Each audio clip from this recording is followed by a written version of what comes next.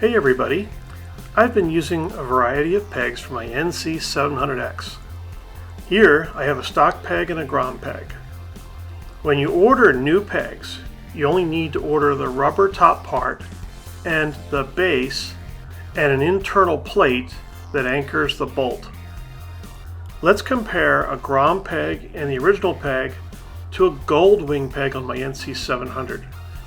You can see the Goldwing peg on the left, the Grom peg in the middle, and the stock peg on the right.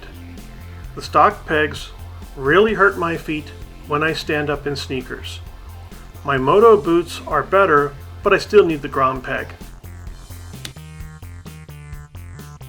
Here's a Grom peg mounted on the right side of my NC700. Wow, what a difference between the Goldwing and the Grom peg. You can see that it's twice as wide. But when you ride it, you're going to feel a lot more comfortable. Make sure you note where the spring is and how it's positioned. There's a hole where the left side of the spring goes in, and on the right side, the spring is hooked over the top of the peg. If you're stressing and straining to install the peg, you're doing it wrong. Two Goldwing pegs cost me about $80. You're going to see a lot of $40 pegs online, and those are aftermarket, probably made in China, and not very strong. To remove your old pegs, all you need to do is remove the cotter pin on the left, remove the washer, and slide the pivot pin out.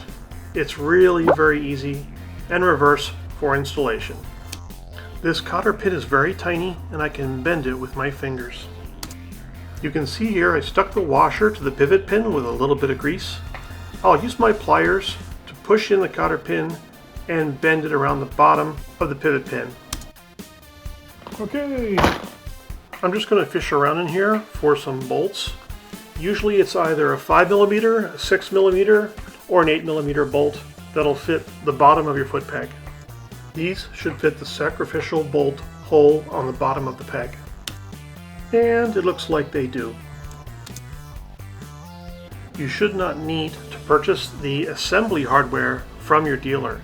This is just bolts and spacers I had laying around my garage in my motorcycle kit. This is a alloy bolt. I'm going to use that one as my sacrificial bolt. The spacers are nylon and I just cut them to size. The foot peg bases are different left to right. Make sure you have the right side one for the right side of the bike. Each Honda foot peg that I have is built the same way. Some have 3 bolts underneath, and some only have 2. Check the pivot action of your peg on both sides of the bike. Make sure you wipe off any excess grease or anything you've left on the peg which might make it slippery.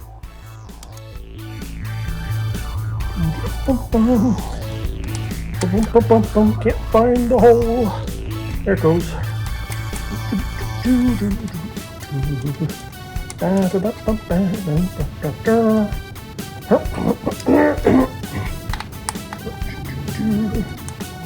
Get up there.